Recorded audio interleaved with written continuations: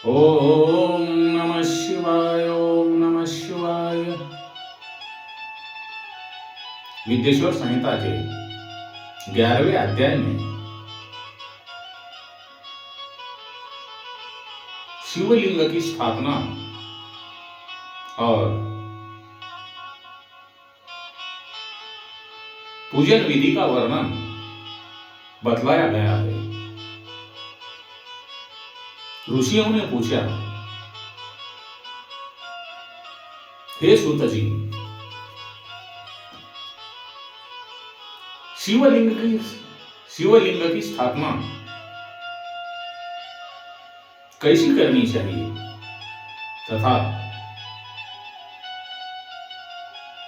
शिवलिंग की पूजा कैसे, किस काल में तथा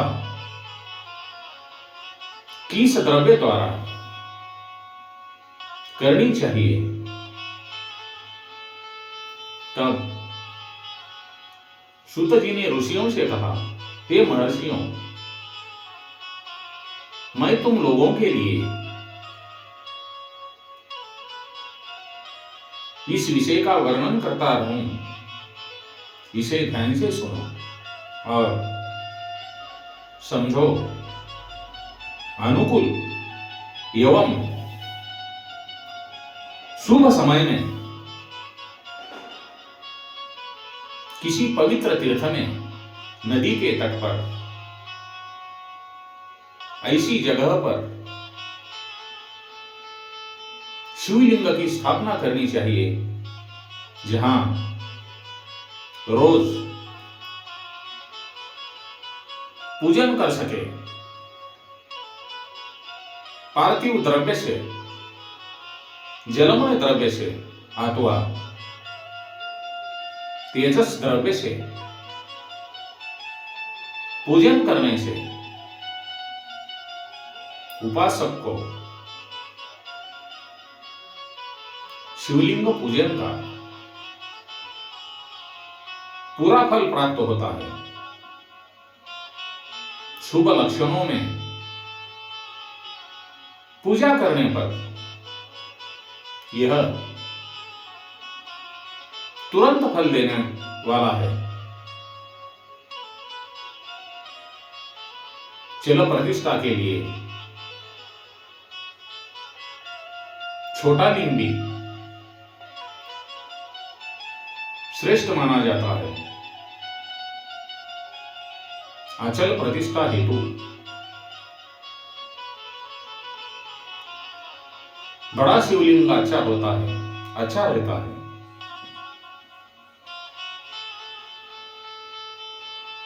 शिवलिंग की पीठ सहित स्थापना करनी चाहिए। शिवलिंग की पीठ गोल, चौकोर, त्रिकोण अथवा खाट के पाए की भांति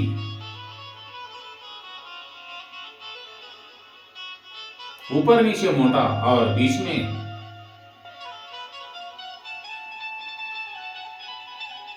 पतला होना चाहिए। ऐसे लिंग पीठ महान फल देने वाला होता है। पहले मिट्टी अथवा लोहे से शिवलिंग का निर्माण करना चाहिए।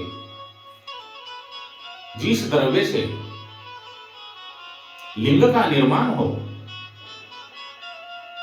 उसी से उसका पीठ बनना चाहिए। यही अचल प्रतिष्ठा वाले शिवलिंग की विशेषता है।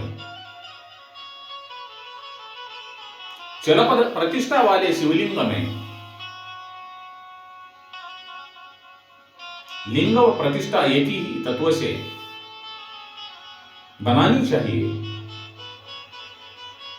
लिंग की लंबाई स्थापन करने वाले मनुष्य में लिंग की लंबाई स्थापन करने वाले मनुष्य के बारे में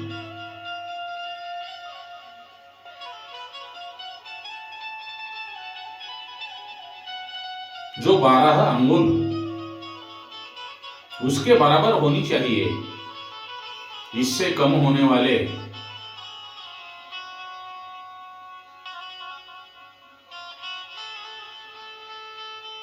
शिवलिंग पर भी जो फल है कम प्राप्त होता है, परंतु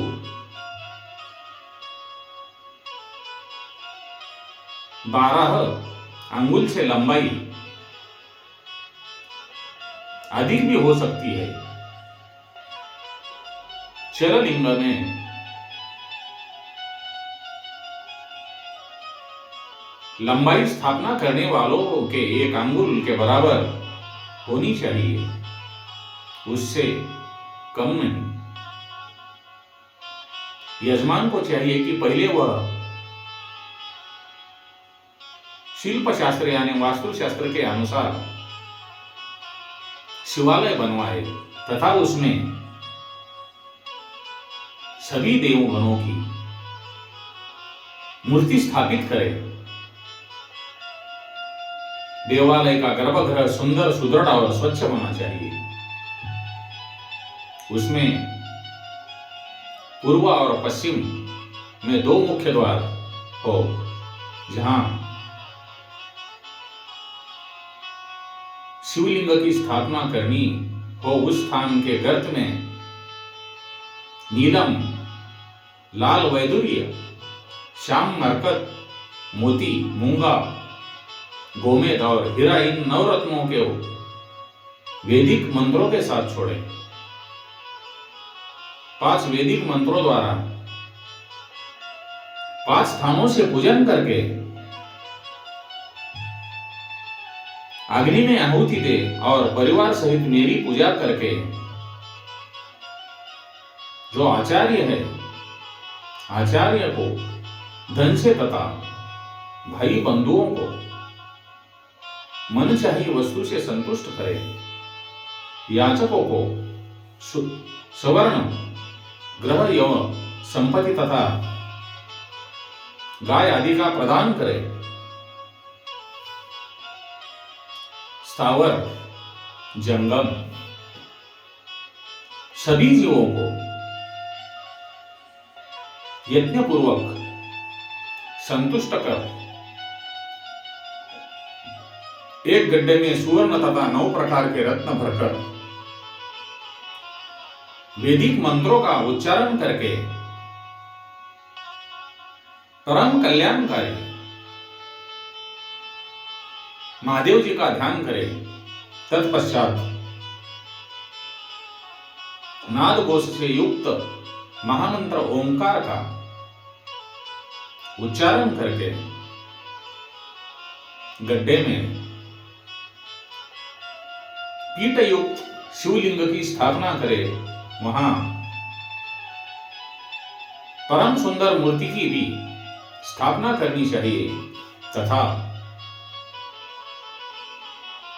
भूमि संस्कार की विधि जिस प्रकार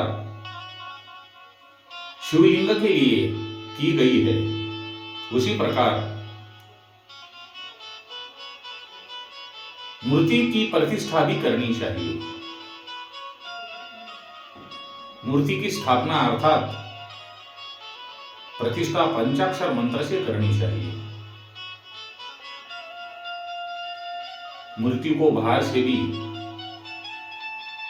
लिया जा सकता है, परंतु वह मूर्ति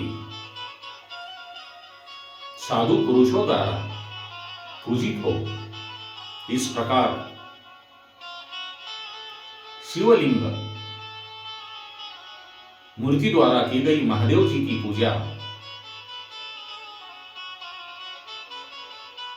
शिवपद प्रदान करने वाली है। स्थावर और जंगम से लिंग भी 2 तरह का हो गया है। वृक्ष, लता आदि को स्थावर लिंग कहते हैं और कृमि कीटक आदि को जंगम लिंग कहते हैं। स्थावर लिंग को सिंचाना चाहिए तथा जंगम लिंग को आहार एवं जल देकर तृप्त करना चाहिए। एवं चराचर जीवों के भगवान शंकर का प्रतीक मानकर जो कृमिकीटक जीव जंतु है, प्राणी है, उनको, जो चराचर जीव इस पृथ्वी तल पर है, उनको भगवान शंकर का प्रतीक मानकर उनका पूजन करना चाहिए। इस तरह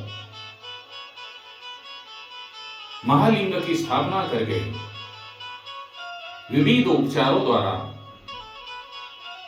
उसका रोज पूजन करें तथा देवालय के पास ध्वजारोहण करें। शिवलिंग साक्षात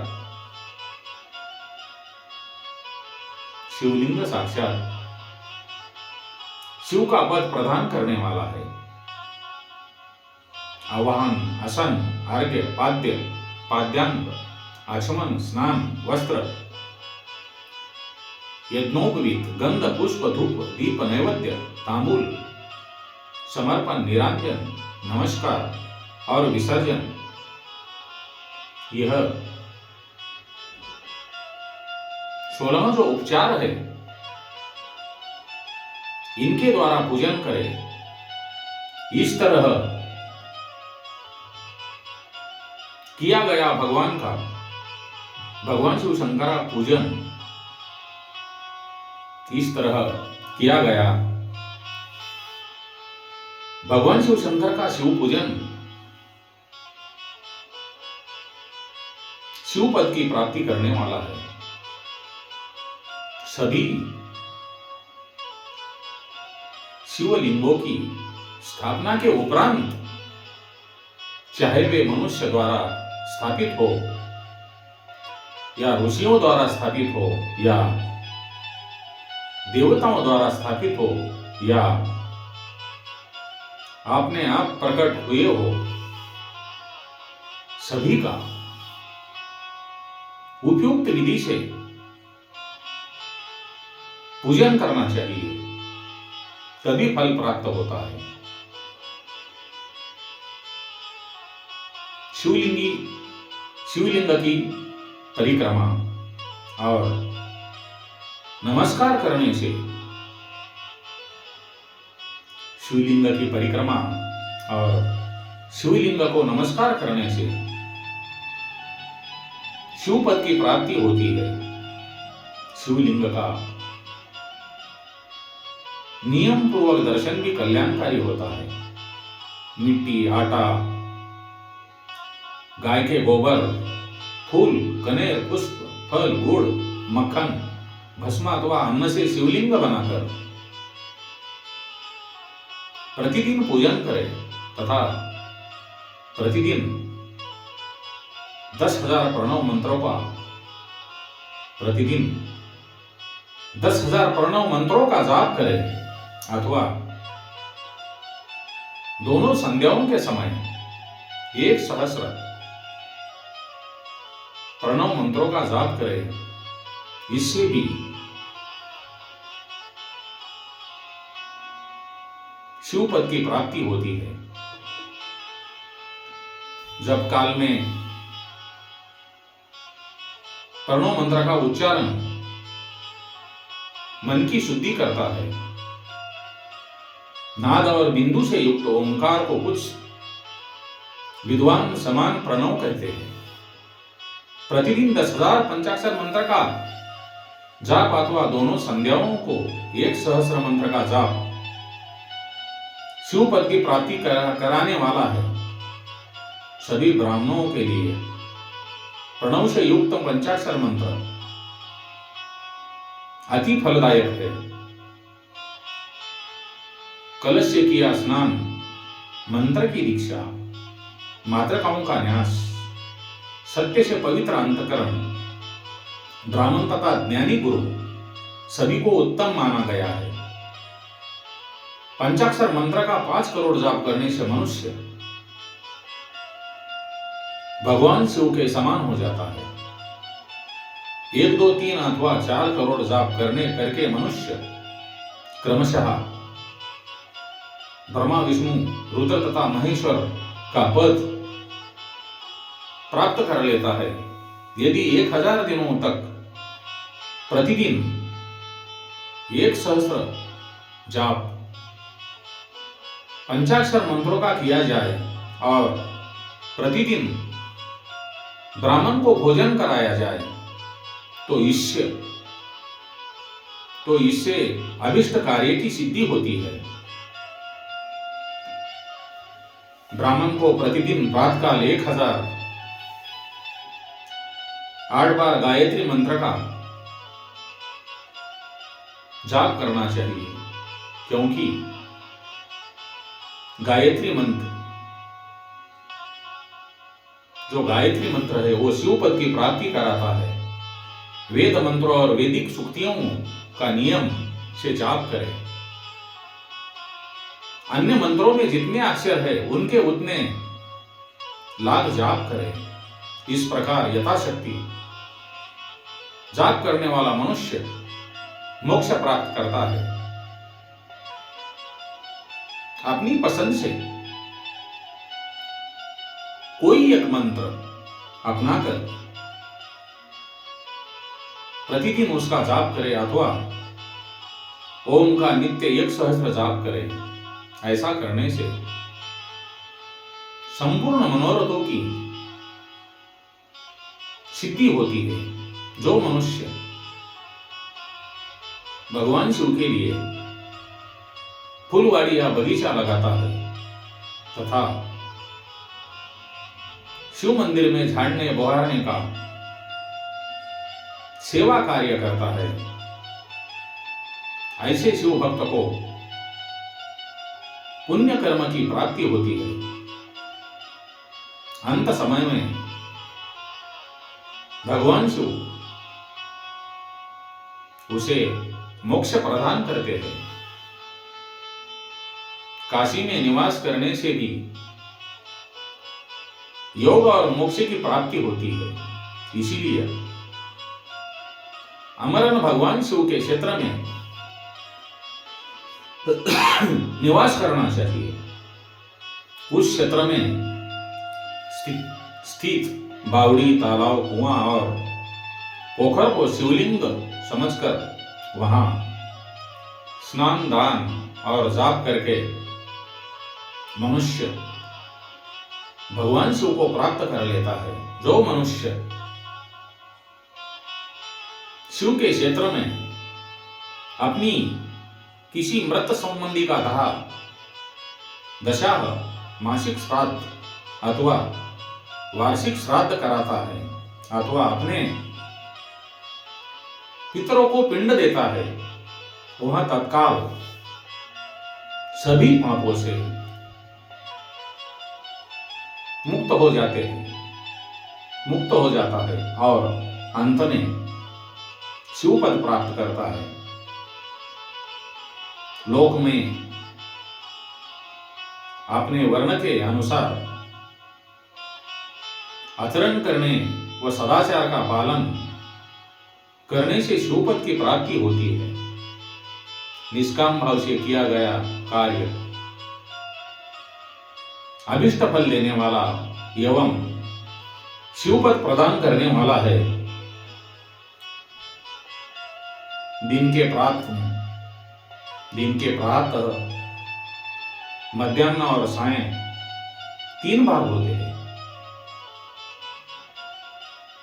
जो दिन के 3 भाग है, प्रातः, मध्याह्न और सायं, इनमें सभी को एक एक प्रकार के कर्म का प्रतिपादन करना चाहिए।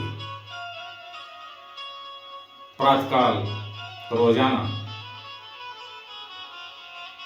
दैनिक शास्त्र कर्म,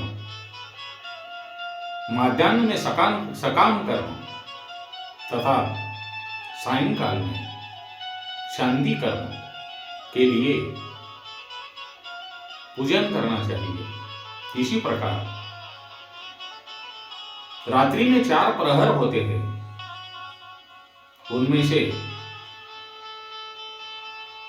बीच में के जो 2 प्रहर है वो निशित काल कहलाते हैं। इसी काल में पूजा करनी चाहिए, क्योंकि यह पूजा अभिष्ट फल देने वाली है। कलयुग में कर्म द्वारा ही फल की सिद्धि होगी। इस प्रकार विधि पूर्वक और समयानुसार भगवान शिव का पूजन करने वाले मनुष्य को अपने कर्मों का पूरा फल मिलता है। ऋषियों ने कहा, सूत जी, ऐसे पुण्य क्षेत्र कौन कौन से हैं? सूत जी, ऐसे पुण्य क्षेत्र कौन कौन से हैं जिनका आश्रय लेकर सभी स्त्री पुरुष शिव पद को प्राप्त कर ले? कृपया इनके बारे में हमें बताइए। ओम नमः शिवाय।